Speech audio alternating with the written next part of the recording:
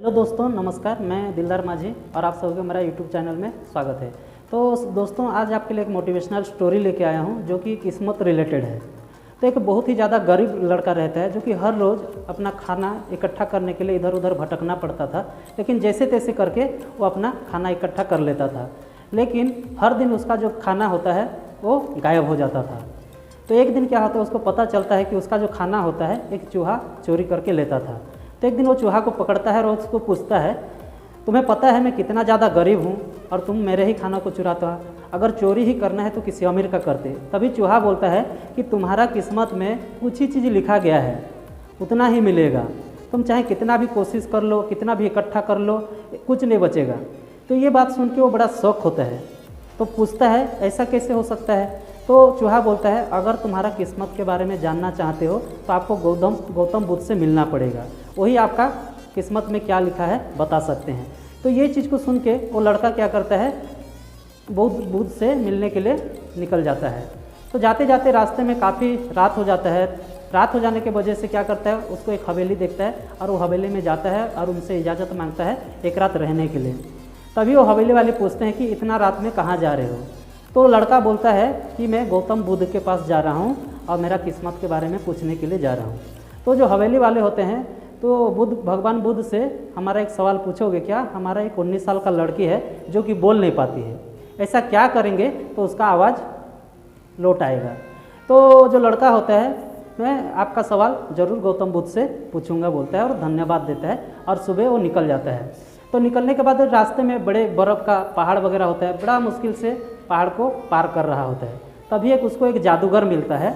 तो जादूगर पूछता है कि कहाँ जा रहे हो बोल के। तो लड़का बोलता है मैं बुद्ध के पास जा रहा हूँ मिलने के लिए, मेरा किस्मत के बारे में जानने के लिए।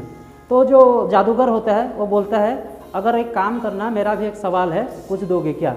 तो बोलता है मैं 1000 साल हो गया स्वर्ग पाने के लिए तपस्या कर रहा हूँ, लेकिन अभी तक नहीं जा पाया।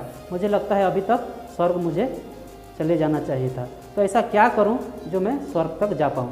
तो जो लड़का होता है बोलता है ठीक है, मैं आपका सवाल ज़रूर पूछूंगा बोलता है। तो जो जादूगर होता है उसके पास एक छड़ी होता है, वो छड़ी के माध्यम से बर्फ़ का जो पहाड़ होता है उसको लड़का को पार करा देता है। जैसे थोड़ा सा आगे जाते हैं तो उसके लिए और एक बड़ा चुनौती हो जाता है, जो कि एक बड़ा सा नदी मिल जाता है। वो नदी जो कि अकेले पार नहीं कर सकता था। तभी मुलाकात होता है उसको एक विशालकाय कछुए के साथ। तो कछुए को पार कराने के लिए नदी समझा लेता है, तो तैयार हो जाता है। तो कछुआ भी पूछता है कि कहाँ जा रहे हो? तो सारी चीज़ बताता है। तो कछुआ भी बोलता है कि मेरा भी एक सवाल पूछ दोगे कि मैं 500 साल हो गया ड्रैगन बनने के लिए कोशिश कर रहा हूँ, लेकिन नहीं बन पाया हूँ। तो जो लड़का होता है, ठीक है मैं आपका सवाल ज़रूर पूछूंगा बोलता है। तब जो कछुआ होता है उस लड़के को अपना पीठ में बैठाता है और उसको नदी का पार करा देता है। तभी फिर जाता है लड़का और आखिरकार गौतम बुद्ध के पास पहुंच जाता है। जैसे ही गौतम बुद्ध के पास पहुंचता है तो वहाँ पर काफ़ी भीड़ होते हैं। तो जो गौतम बुद्ध होते हैं वो बोलते हैं कि मैं एक इंसान का 3 सवाल का जवाब दूंगा। तो ये लड़का शौक हो जाता है क्योंकि इसको 4 सवाल पूछना होता है। तब ये सोचता है, कछुए के बारे में सोचता है कि 500 साल हो गया ड्रैगन बनने के लिए कोशिश कर रहा है। फिर जादूगर के बारे में सोचता है, 1000 साल हो गया वो स्वर्ग जाने के लिए कोशिश कर रहा है। फिर वो लड़की के बारे में सोचता है कि मतलब ज़िंदगी भर बिना बोले और लड़की कैसे काटेगी। फिर अपने बारे में सोचता है, तो सोचता है मैं तो सिर्फ एक गरीब हूँ, मांग के भी मैं अपना ज़िंदगी काट सकता हूँ, लेकिन ये तीनों का तो प्रॉब्लम मुझसे कई गुना ज़्यादा बड़ा है। तो इसीलिए क्या करता है, वो जो लड़का होता है वो तीनों का सवाल पूछता है। तो गौतम बुद्ध बोलते हैं कि जो कछुआ है वो 500 साल से कोशिश कर रहा है ड्रैगन बनने के लिए, लेकिन उसका जो कवच है उसको छोड़ने के लिए वो रेडी ही नहीं है। जब तक वो कवच अपना नहीं छोड़ेगा तब तक वो ड्रैगन बन नहीं सकता है। तो उसी तरह जादूगर के पास छड़ी है, वो छड़ी को जब तक वो नहीं छोड़ेगा, नहीं त्याग करेगा, तब तक उसे स्वर्ग नहीं मिलेगा। उसी तरह लड़की जो है, जब तक उसको अपना जीवन साथी नहीं मिलता तब तक वो बोल नहीं पाएगा।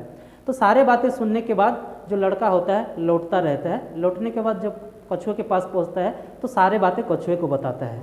तो कछुए क्या करता है ना, अपना जो कवच होता है उसको निकाल देता है।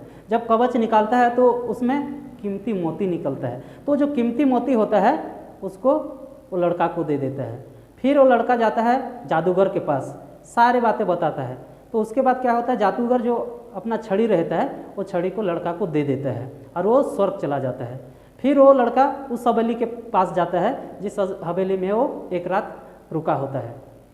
तो वहाँ पर जैसे पहुँचता है तो उसके सामने वो लड़की आती है और वो लड़की बोलती है कि अरे आप तुम तो वही हो जो उस दिन हमारे हवेली में रुके थे। तो ऐसे करके वो जो लड़का होता है उसको पैसा, पावर और एक खूबसूरत जीवन साथी मिल जाता है। तो मोरल ऑफ द स्टोरी यही है कि इस कहानी से हमको यही सीख मिलता है कि अगर हम जिंदगी में कुछ करना चाहते हैं तो हमको कुछ बहुत देना पड़ेगा। जिस तरह जो जादूगर था अपना छड़ी दी तभी जाके उसको स्वर्ग मिला, तो इसी तरह हमारा ज़िंदगी में अगर कुछ पाना चाहते तो हमको कंफर्ट जोन से बाहर आना पड़ेगा। जिस तरह एक पानी का जहाज होता है सबसे ज़्यादा सुरक्षित वो किनारे में होता है, लेकिन वो किनारे में रहने के लिए नहीं बना है, बल्कि बीच समुंदर में लहर को चीर के आगे बढ़ने के लिए बनाया गया है। तो इसी तरह हमारा ज़िंदगी में अगर कुछ हासिल करना चाहते हैं तो हमको रिस्क उठाना पड़ेगा। फिर भी अगर किसी को लगता है कि मेरा ज़िंदगी में प्रॉब्लम बहुत बड़ा है, रहने के लिए ना तो घर रहता है, ना चलने के लिए पैर रहता है, ना देख पाते हैं, ना बोल पाते हैं, क्या उनके प्रॉब्लम से भी आपका ज़िंदगी में बड़ा प्रॉब्लम है। तो इसीलिए लाइफ में हमेशा मेहनत करते रहना चाहिए जितना हो सकता है, क्योंकि मेहनत का फल कहीं नहीं जाता है, कोई आपका मेहनत का फल को चोरी करके नहीं ले सकता है। तो दोस्तों अगर स्टोरी अगर अच्छा लगा तो लाइक कीजिएगा, शेयर कीजिएगा, सब्सक्राइब कर दीजिएगा, ताकि मैं कोई भी वीडियो अपलोड करूँगा तो आपके पास नोटिफिकेशन पहुँच जाएगा। Thank you.